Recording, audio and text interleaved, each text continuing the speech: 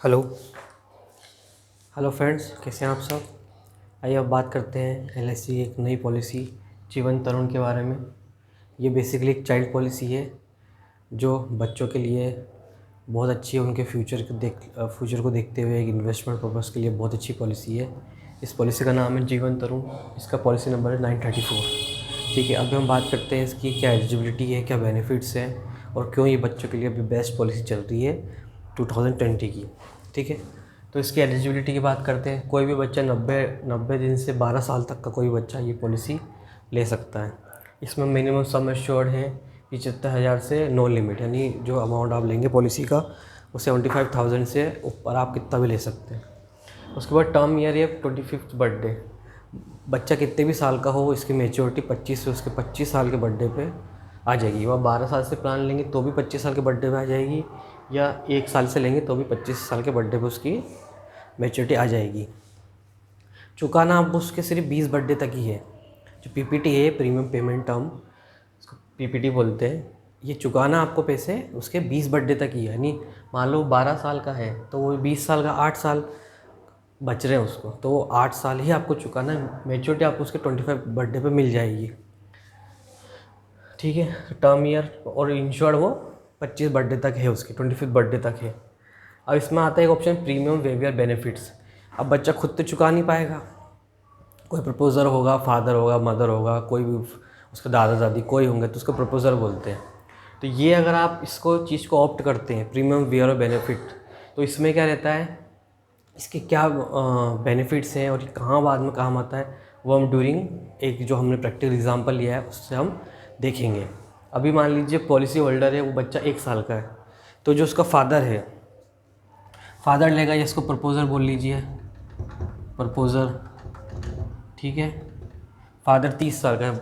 ठीक है, अब मैंने एक एग्जांपल लिया है, ऊपर नीचे जो भी ऊपर ये 30 साल का मैंने लिया है कि 30 साल का है, किसी फादर का, बच्चा 1 साल का। सम एश्योर्ड लिया है मैंने 5 लाख का।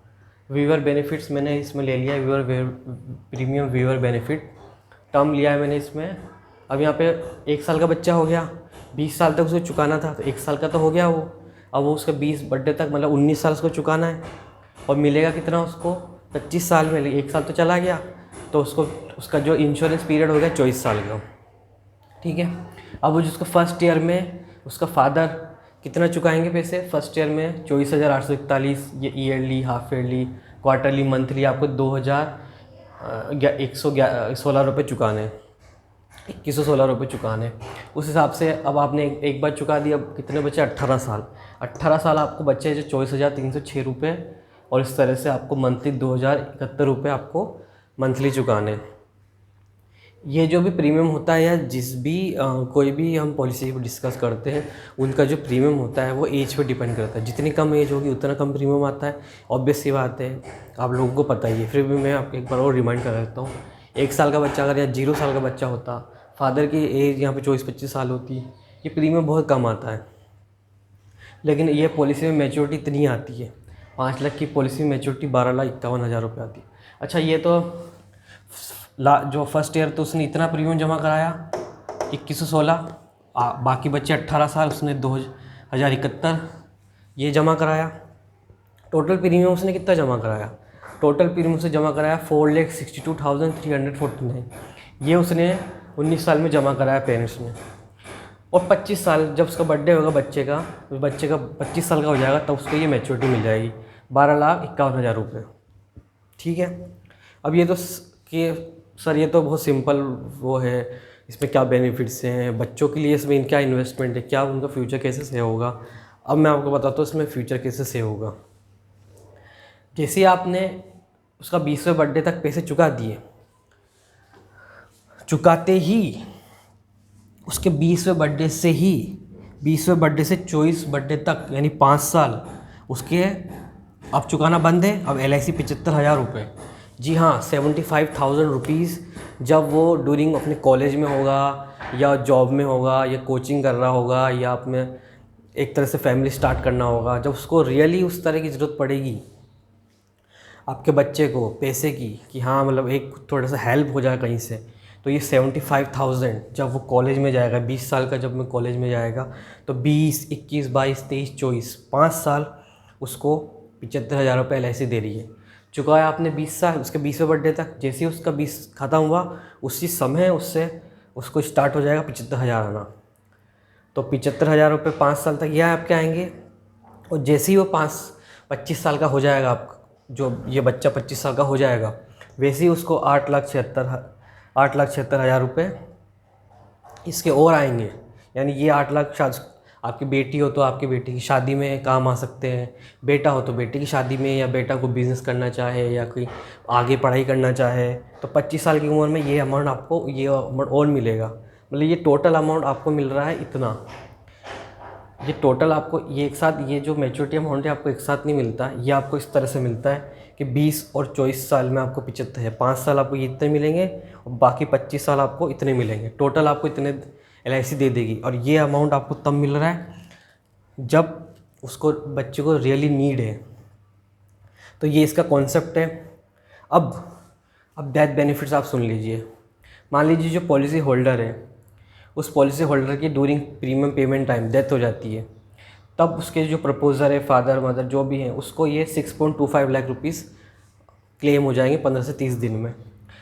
अब ये तो चलो, ये तो केस नहीं होगा, ठीक है। अब मान लो प्रपोजर ही चला जाता है, जिसने ये पॉलिसी ली है, फादर या मदर जो उसने भी ली है, वो प्रपोजर ही चला जाता है। इस केस में ये जो टर्म है प्रीमियम वेवर बेनिफिट जो आपने लिया है, इस केस में ये टर्म काम आती है। ये टर्म ये इसलिए काम आती है कि मान लो प्रपोजर ही चला गया, तो अब प्रीमियम कौन पे करेगा?